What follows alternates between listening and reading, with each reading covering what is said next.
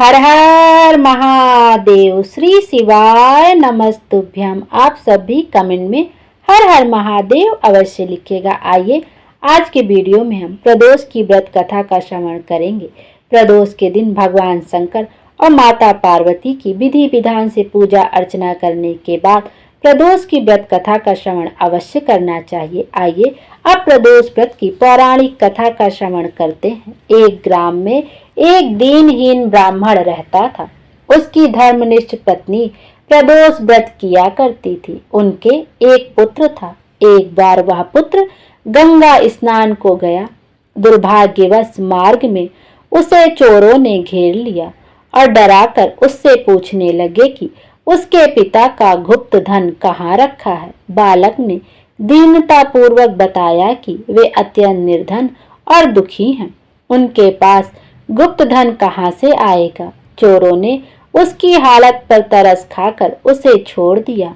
बालक अपनी राह को चल दिया। चलते चलते वह थककर चूर हो गया और बरगद के वृक्ष के नीचे सो गया। तभी उस नगर के सिपाही चोरों को खोजते हुए उसी ओर से निकले। उन्होंने ब्राह्मण बालक को चोर समझकर बंदी बना लिया और राजा के सामने उपस्थित किया। राजा ने उसकी बातें सुने बगैर ही उसे कारावास में डलवा दिया। उधर बालक की माता प्रदोष व्रत कर रही थी। उसी रात्रि राजा को स्वप्न आया कि वह बालक निर्दोष है। यदि उसे नहीं छोड़ा गया तो तुम्हारा राज्य और वैभव नष्ट हो जाएगा। सुबह जागते ही राजा ने बालक को बुलवाया। बालक ने राजा को सच्चाई बताई। राजा ने उसके माता पिता को दरबार में बुलवाया। उन्हें भयभीत देख राजा ने मुस्कुराते हुए कहा, तुम्हारा बालक निर्दोष और निडर है। तुम्हारी दरिद्रता के कारण हम तुम्हें 5 गांव दान में देते हैं। इस तरह ब्राह्मण आनंद से रहने लगा। शिव जी की दया से उसकी दरिद्रता दूर हो गई। बोलिए भगवान शंकर की जय, माता पार्वती की जय। आइए आज बुध प्रदोष है तो बुध प्रदोष की व्रत कथा का श्रवण करते हैं। रामू नाम का एक युवक अपनी ससुराल गया और वहां पर कुछ दिन सुखपूर्वक रहा। फिर अपने ससुर से एक दिन उसने कहा कि हम अपनी पत्नी के साथ अपने घर जाएंगे, अतः आप विदा कर दें। यह सुनकर उसका ससुर बोला कि आज बुधवार का दिन है, अतः आज जाना उचित नहीं है, कल चले जाना। किंतु रामू अपनी बात पर अटल रहा और किसी का कहना नहीं माना। लाचार होकर उसके ससुर ने अपनी पुत्री सहित उसको विदा कर दिया। किंतु उसे चिंता लगी रही कि कहीं कोई अनिष्ट ना हो जाए। रास्ते में रामू की पत्नी को प्यास लगी, अतः रामू पानी लाने के लिए चला गया और जब लौट कर आया तो उसने देखा कि उसके स्थान पर एक दूसरा रामू बैठा है। रामू ने उससे पूछा कि तुम कौन हो, तो उसने भी उससे पूछा तुम कौन हो। जिस प्रकार रामू पूछता था उसी प्रकार वह भी पूछता था। दोनों का रूप एक तरह का था, किसी प्रकार का कोई अंतर न था। अतः उसकी पत्नी भी अपने वास्तविक पति को पहचानने में असमर्थ थी। कुछ समय बाद वे दोनों आपस में लड़ने लगे। उधर से राजा के सिपाही जा रहे थे। वे दोनों रामू को पकड़ कर ले गए और दूसरा रामू राजा के दरबार से अदृश्य हो गया। तब वह बहुत ही विलाप करता हुआ बोला कि यह बुद्ध देवता के कोप का फल है। थोड़ी देर में आकाशवाणी हुई कि रामू ने किसी का कहना ना मानकर बुद्ध को यात्रा की है, अतः इसे यह दुख प्राप्त हुआ है। यदि यह अपनी ससुराल पत्नी सहित वापस लौट जाए और बुद्ध देवता की पूजा करके यात्रा करे तो किसी प्रकार का अनिष्ट ना होगा। रामू ने जब आकाशवाणी सुनी तो अपनी पत्नी सहित ससुराल जाकर वहां पर बुद्ध देव की पूजा की और फिर यात्रा की तो साकुशल अपने घर आ गया। रामू और उसकी पत्नी बुद्ध के व्रत को करके इस लोक में अनेक प्रकार के सुखों को भोगकर धन पुत्रों आदि से युक्त हुए। अतः बुद्ध के दिन यात्रा वर्जित है, किंतु बुद्ध देवता की पूजा करने के बाद यात्रा करने में कोई दोष नहीं होता और अनिष्ट का भय नहीं रहता। जिस प्रकार रामू ने धन धान्य पुत्र आदि को प्राप्त करके अनेक सुखों को भोगा और अंत में मुक्ति पाई, उसी प्रकार बुद्ध व्रत करने वाले को धन धान्य पुत्र पौत्रों की प्राप्ति हो और सब कष्ट दूर होकर संपूर्ण मनोरथ पूर्ण होते हैं। बोलो भगवान शंकर की जय।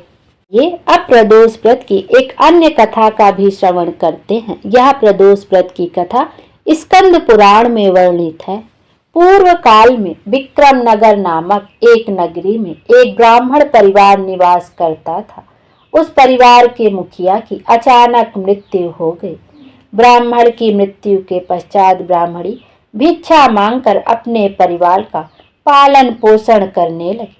उसका एक बेटा था जिसके साथ वह भिक्षा मांगने जाया करती थी और शाम को भिक्षा मांगकर वापस लौट आती थी।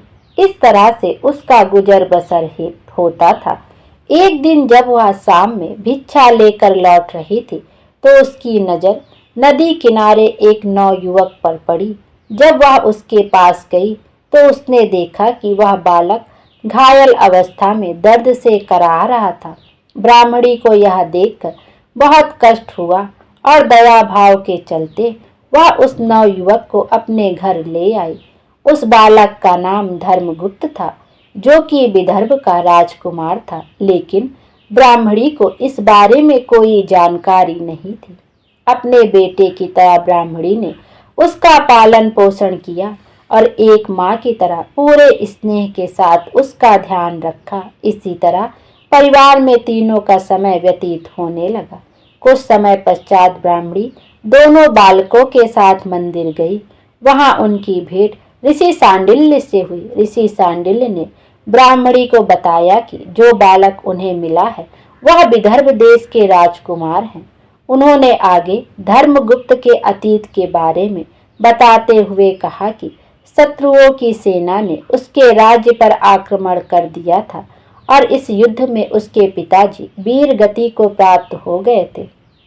उनकी माताजी भी शोक में स्वर्गलोक सिधार गई। इसके बाद शत्रु सैनिकों ने धर्मगुप्त को राज्य से बाहर निकाल दिया।